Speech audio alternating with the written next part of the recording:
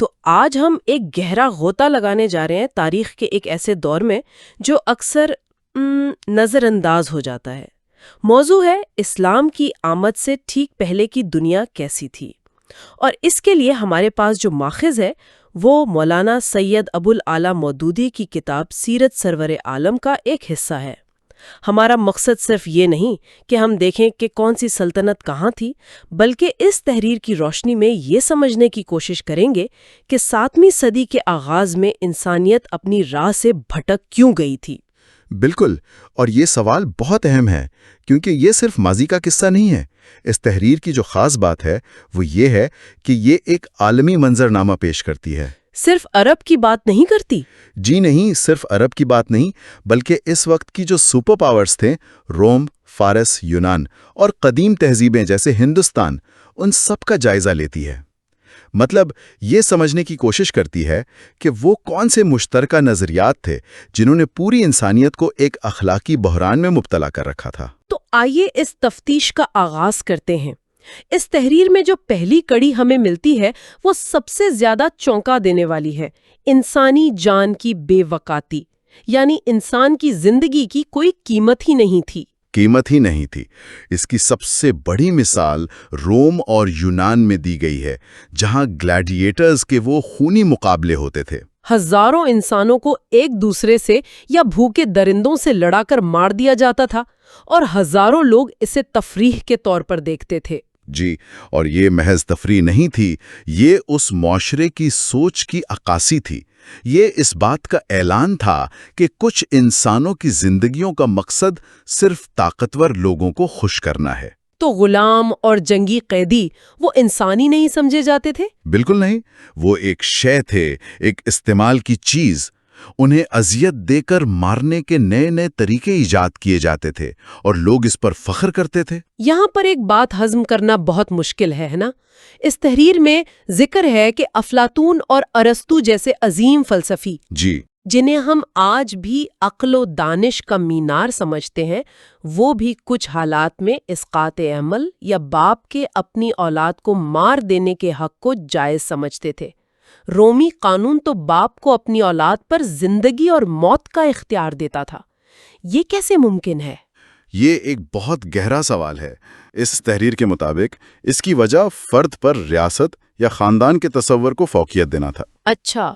ان کے نزدیک ایک فرد کی زندگی کی اہمیت ریاست کی بھلائی یا خاندان کی طاقت کے سامنے کچھ بھی نہیں تھی۔ کچھ بھی نہیں تھی؟ جی، اگر کوئی بچہ کمزور پیدا ہوا ہے یا اس کی پرورش کرنا مشکل ہے تو اسے مار دینا ریاست کے لیے بہتر سمجھا جاتا تھا۔ ان کا اخلاقی پیمانہ فرد نہیں بلکہ اجتماعی مفاد تھا۔ اور اس اجتماعی مفاد کی تعریف بھی طاقتور طبقہ ہی کرتا ہوگا؟ یقیناً، اور غلاموں اور قیدیوں کے معاملے میں تو یہ اور بھی آسان تھا، کیونکہ وہ تو دوسرے تھے، وہ ہم میں سے تھے ہی نہیں۔ اور یہ بے حسی صرف مغرب تک محدود نہیں تھی۔ ہندوستان کی مثال تو شاید اس سے بھی زیادہ تکلیف دہ ہے۔ جی، ستی کی رسم۔ ستی کی رسم، جہاں بیوہ کو اس کے شوہر کی چتا پر زندہ جلا دیا جاتا تھا۔ مجھے ہمیشہ یہ سوال پریشان کرتا تھا کہ کیا عورتیں یہ اپنی مرضی سے کرتی تھیں؟ یہاں مرضی کا لفظ ہی بے معنی ہو جاتا ہے۔ ماخذ اشارہ کرتا ہے کہ معاشرتی دباؤ، مذہبی عقائد اور سماجی عزت کا تصور اتنا شدید تھا کہ عورت کے پاس کوئی دوسرا راستہ ہی نہیں بچتا تھا۔ اچھا۔ اگر وہ زندہ رہتی تو اس کی زندگی کو جہنم بنا دیا جاتا، تو اسے ایک مذہبی فریضہ اور عزت کی موت کے طور پر پیش کیا جاتا تھا۔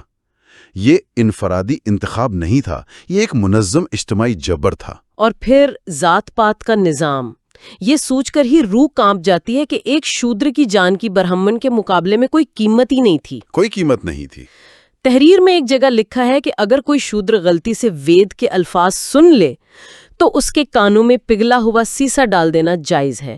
اس کے پیچھے کیا ذہنیت تھی؟ یہ تمام مثالیں، چاہے وہ گلیڈیٹر کی ہوں، ستی کی ہوں یا شودر کی، ایک ہی بنیادی نقطے کی طرف اشارہ کرتی ہیں۔ کس نقطے کی طرف؟ کہ جب انسان کی قدر اس کے انسان ہونے کی وجہ سے نہ ہو، بلکہ اس کی پیدائش، اس کی نسل، اس کی ذات یا اس کی سماجی حیثیت کی وجہ سے ہو، تو ایسے ہی ظلم جنم لیتے ہیں۔ یہ وہ بنیادی خرابی تھی جو ان تمام معاشروں کی جڑوں میں بیٹھ چکی تھی۔ لیکن اب سوال یہ پیدا ہوتا ہے کہ اس سوچ کو طاقت کہاں سے ملتی تھی؟ ایک طرف انسانی جان اتنی سستی تھی، لیکن دوسری طرف ان معاشروں کے پاس بڑے بڑے فلسفے اور مذاہب بھی تھے۔ ہاں، تو ان کا مذہب انہیں اس ظلم سے روک کیوں نہیں پایا؟ کیا مسئلہ مذہب کے ہونے یا نہ ہونے کا نہیں، بلکہ اس کی بگڑی ہوئی شکل کا تھا؟ آپ نے بالکل صحیح نقطہ پکڑا ہے۔ مولانا مودودی کی تحریر کا مرکزی خیال یہی ہے کہ جب خدا کا تصور ہی بگڑ جائے، جب وہ اپنی آفاقی حیثیت کھو دے، تو پھر انسانیت کا تصور بھی بگڑ جاتا ہے۔ اچھا۔ اس دور میں توحید کا خالص تصور تقریباً ناپید ہو چکا تھا۔ زیادہ تر دنیا بت پرستی میں مبتلا تھی۔ لکڑی، پتھر، دھات کے خدا بنائے جاتے تھے، جن کے باقاعدہ خاندان ہوتے تھے، ان کی آپس میں لڑائیاں ہوتی تھیں، انہیں کھانے پینے کی ضرورت پڑتی تھی۔ یعنی خدا کو انسانوں کی سطح پر اتار لیا گیا تھا؟ بالکل، لیکن مجھے سب سے زیادہ حیرت اس بات پر ہوئی کہ یہ تحریر صرف بت پرستوں کی بات نہیں کرتی۔ جی، اس میں یہودیوں اور عیسائیوں کے عقائد کا بھی ذکر ہے، جنہیں ہم توحیدی مذاہب سمجھتے ہیں۔ صحیح۔ تو ماخذ کے مطابق ان کے ہاں خدا کا تصور کیسے بگڑ گیا تھا؟ یہی اس تجزیے کا سب سے دلچسپ حصہ ہے۔ تحریر کے مطابق ان مذاہب میں بھی خدا کا تصور انسانی صفات سے آلودہ ہو چکا تھا۔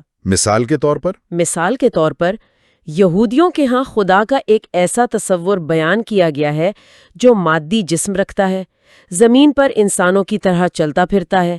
ایک بار تو اس نے اپنے ایک نبی سے کشتی بھی لڑی۔ اچھا۔ اور وہ ایک قوم بنی اسرائیل کو دوسری قوموں پر ترجیح دیتا ہے۔ اسی طرح عیسائی عقیدے میں خدا کا کم از کم ایک بیٹا تھا، روح القدس بھی خدائی میں شریک تھی، اور پھر خدا کی ماں اور ساس تک کا تصور بھی پیدا ہو گیا۔ اس کے علاوہ مجوسیوں کا بھی ذکر ہے جو آگ کی پوجا کرتے تھے، اور سابیوں کا جو ستاروں کو پوجتے تھے۔ مطلب یہ کہ دنیا کی غالب اکثریت کسی نہ کسی شکل میں شرک میں مبتلا تھی۔ بالکل۔ اب آپ ان دونوں نکات کو جوڑ کر دیکھیں۔ جی، جب خدا کا تصور ہی خالص اور آفاقی نہ رہے، جب اسے انسانوں جیسا بنا دیا جائے، جو تعصب رکھتا ہے، جس کے رشتہ دار ہیں، جو کسی ایک قبیلے یا نسل کو پسند کرتا ہے، تو پھر انسانوں کے درمیان تفریق اور ظلم کے لیے جواز پیدا کرنا کتنا آسان ہو جاتا ہے۔ واہ، یہ ایک بہت گہرا تعلق ہے۔ اگر خدا خود باعث ہو سکتا ہے، اگر اس کی نظر میں سب برابر نہیں، تو پھر ایک برہمن خود کو شودر سے بڑھ کر کیوں نہ سمجھے، یا ایک رومی خود کو ایک غلام سے افضل کیوں نہ جانے؟ تو آپ یہ کہہ رہی ہیں کہ انسانی جان کی بے وقیتی اور معاشرتی تقسیم کی جڑیں دراصل خدا کے بگڑے ہوئے تصور میں تھیں؟ جی ہاں، تحریر کا مرکزی استدلال یہی ہے۔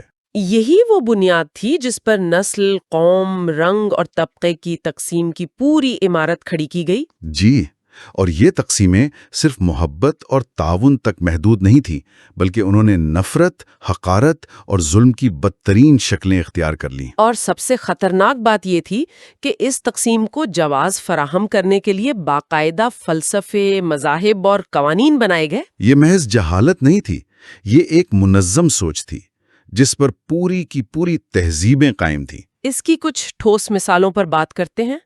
ماخذ میں سب سے پہلے یہودیوں کا ذکر ہے، جنہوں نے بنی اسرائیل کو خدا کی چنی ہوئی مخلوق قرار دیا۔ اس کا عملی نتیجہ کیا نکلا؟ اس کا نتیجہ یہ نکلا کہ غیر اسرائیلیوں کے حقوق اور ان کا مرتبہ کم تر سمجھا جانے لگا۔ اچھا۔ ان کے لیے اخلاقیات کے پیمانے الگ ہو گئے۔ جو سلوک ایک اسرائیلی کے ساتھ جائز نہیں تھا، وہ ایک غیر اسرائیلی کے ساتھ روا رکھا جا سکتا تھا۔ یہ ہم اور وہ کی پہلی مذہبی تقسیموں میں سے ایک تھی۔ اور ہندوستان میں ورناشرم یعنی ذات پات کا نظام تو اس تفریق کی شاید سب سے بھیانک مثال ہے۔ یقیناً، کیونکہ وہاں یہ تقسیم صرف سماجی نہیں بلکہ روحانی بھی تھی۔ روحانی بھی؟ کیسے؟ برہمن کو خدا کے منہ سے پیدا ہوا، یعنی سب سے پاکیزہ قرار دیا گیا، اور شودر کو پاؤں سے پیدا ہوا، یعنی سب سے ناپاک۔ اس تصور نے کروڑوں انسانوں کو صدیوں تک ذلت کے ایسے گڑھے میں پھینک دیا جہاں ان کی حیثیت جانوروں سے بھی بدتر تھی۔ اونچی ذات والے کا سایہ بھی اگر ان پر پڑ جائے تو وہ ناپاک ہو جاتا تھا۔ جی، یہ صرف سماجی تفریق نہیں تھی، یہ انسانیت کی تذلیل تھی۔ اور یہ سوچ صرف قدیم مذاہب تک محدود نہیں رہی، اس نے وقت کے ساتھ ساتھ نئی شکلیں اختیار کیں، جیسے کالے اور گورے کی تمیز۔ بالکل، جس نے افریقہ میں غلامی اور امریکہ میں نسل پرستی کی بنیاد رکھی۔ اور ماخذ بتاتا ہے کہ وقت کے ساتھ ساتھ یہ تعصب مذہب کی گرفت سے نکل کر سائنس اور فلسفی کا لباس پہننے لگا۔ جی، یورپی اقوام نے جب دنیا بھر میں اپنی کالونیاں قائم کی تو انہوں نے مقامی آبادی جیسے امریکہ کے ریڈ انڈینز یا افریقہ کے باشندوں کے ساتھ جو سلوک کیا، اس کے پیچھے یہی قوم پرستانہ سوچ تھی کہ ہماری قوم برتر ہے اور باقی کمتر قوموں کی جان، مال اور آبرو ہمارے لیے جائز ہے۔ یہ ایک خطرناک ارتقا تھا۔ اور اس تحریر میں اس سلسلے کو 20ویں صدی تک لایا گیا ہے اور نازی جرمنی کی مثال دی گئی ہے۔ یہ ایک بہت بڑا جمپ ہے۔ جی، قدیم ذات پات کے نظام سے لے کر نازی ازم تک، کیا ان میں کوئی مشترکہ کڑی ہے؟ ماخذ کے مطابق ان میں بنیادی فلسفہ ایک ہی ہے، نسلی برتری کا تصور، اچھا، کہ انسان کی قدر اس کے اعمال یا کردار سے نہیں بلکہ اس کی پیدائش اور اس کی نسل سے طے ہوتی ہے۔ نازیوں نے اسی آریائی نسل کی برتری کے فلسفے پر عمل کرتے ہوئے یہودیوں اور دیگر اقلیتوں پر تاریخ کے بدترین مظالم ڈھائیں۔ تو شکلیں بدلتی رہیں، کبھی ذات پات، کبھی رنگ، کبھی قومیت، کبھی نسل، لیکن بنیادی بیماری وہی رہی۔ بنیادی بیماری وہی رہی، انسان کو انسان کی بنیاد پر عزت نہ دینا۔ یہ سب پڑھ کر اور سن کر ایسا لگتا ہے کہ یہ کوئی پرانی کہانی نہیں ہے۔ یہ تعصبات آج بھی ہمارے معاشروں میں کسی نہ کسی شکل میں زندہ ہیں۔ یقیناً ہے۔ ماخذ اس ساری بحث کو سمیٹتا کیسے ہے؟ کیا وہ کوئی حل پیش کرتا ہے؟ جی، آخر میں اس ساری بحث کو قرآن کی ایک آیت سورۃ الحجرات کی آیت نمبر 13 سے جوڑا گیا ہے۔ وہ آیت ایک طرح سے ان تمام گمراہیوں کا جواب ہے۔ کیا کہا گیا ہے اس آیت میں؟